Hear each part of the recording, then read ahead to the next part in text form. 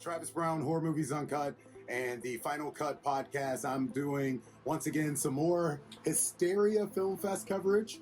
And as I mentioned before, I am trying to snag a few filmmakers that have a couple of the shorts and features that are playing here at the festival. We have a short block that's coming up not too short from now at about 4 o'clock this afternoon. And I have one of the filmmakers, Mr. Andy Greene. He's got a film called Contraction that is going to be playing here at the festival. And it's also played at a couple other festivals, some festivals out on the West Coast. We're going to talk to him a little bit about his Hysteria experience so far. But first and foremost, Andy, I got to ask, man, how are you doing? How's your afternoon? And how are you liking St. Louis so far? Because you said this isn't your first time being here. Yeah, so I always have trouble with the humidity. I'll be honest, that's always the first thing that I'm a sweaty boy in general, so it's just like, oh, okay, I just need to shower multiple times a day. Right. So already on number 2 today. Right. That's how it is here in the summer, man. Yeah, honestly, I was texting friends saying I'm smitten with St. Louis right now. I was just at the farmer's market in Tower Grove Park. Yeah. And I loved it. I had 4 different beverages, 2 different cold brews, a kombucha, a coconut water, and then, like all sorts of food. No beer yet. I was. He's behaving for right now. For right now. Yes, exactly. For sure.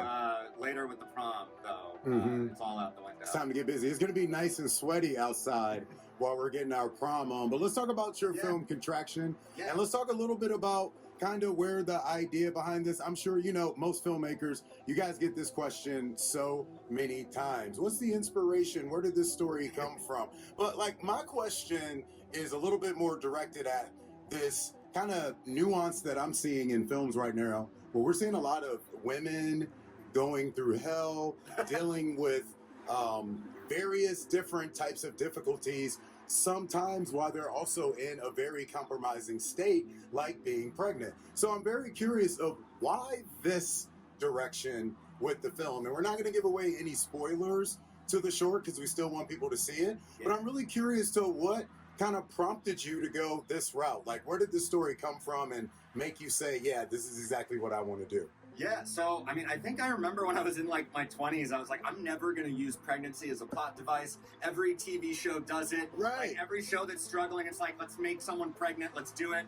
And then the first movie I ever direct is about a pregnant woman. Of course. And that was not planned at all. Actually, I met Liesl on the first thing I ever wrote, or at least the first thing that I wrote that was made. It was a Western short. Okay. She was in it, and we just hit it off on set and wanted to do something horror. We were in Joshua Tree at the time and just were freaking each other out and okay. And then flash forward a few months, she was pregnant. So she's pregnant in the movie. She's actually pregnant. Okay. And she was having a really tough pregnancy, but sort of was on the other side of it. Mm-hmm. And I was on the other side of depression, anxiety, classic 2020. I guess this was 2023 at the time. Okay. A lot of those are timeless feelings. So, yes, for sure. But so we were both kind of coming together and being like, how can we make something of this time? She wanted to commemorate this pregnancy that was so difficult. Mm-hmm. And honestly, it just came from a hike that we were on, where I just asked, what's the scariest thing in the world to you right now about life? And she said, giving birth alone. Yeah. And, as a man, I wasn't sure how I could do that, but we basically just knew we wanted to work together. We're stupid to stuff like that. We're what does that mean? But we know what it means. Well, I know what it means, and I also know that it's I'm not going to do a woman in the woods giving birth. That's not right. The story. Yes. No. That's not. And that's the literal answer to that, right? Oh, she's just totally alone.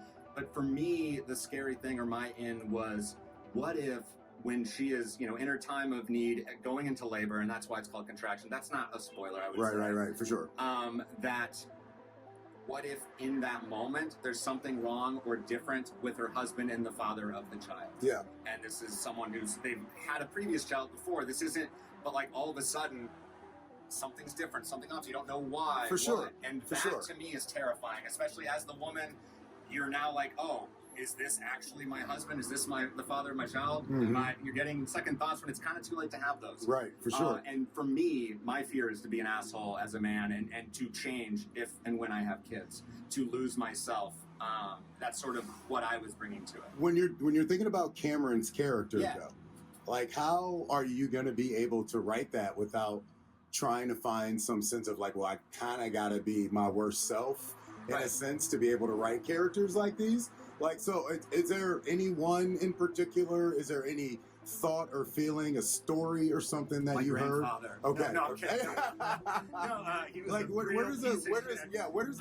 does a character like Cameron come from? Like, where does Cameron's character come from? I think he comes from it came from the situation. That's South St. Louis right there. Yeah, holding on the car. Right. It came from being angry at cars on the street and channeling that anger, that frustration with the world, and also that lack of control that men especially feel. Yeah. And I think it was just me trying to be like, if I'm the worst of myself in this, but also maybe not myself. Because like I don't, if you ask Cameron what he was playing, it might be different than what I was sort of in my head what it was. And I didn't want to tell him what it was. To me, that's not interesting. Right. I want the audience to find out. Figure out.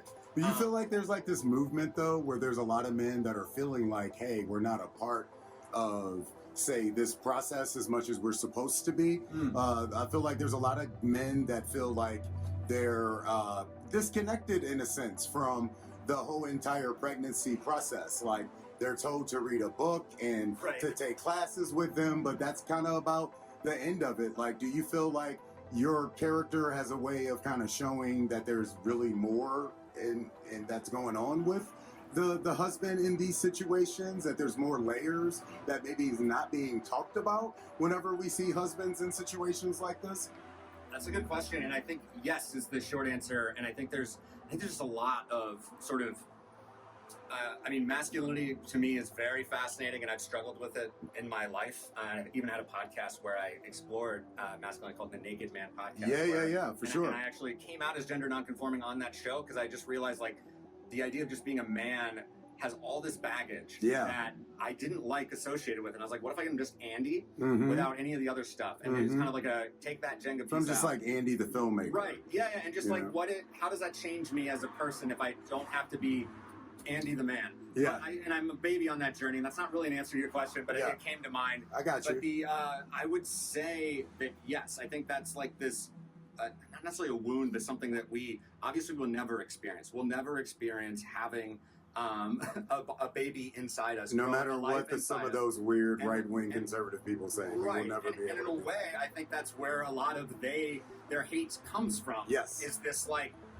we hate women, or women are second-class citizens, but at the same time, they are more powerful and more essential and stronger than us, and more necessary than we are. Man. Yes, we maybe have the seed, the semen, but it's just like,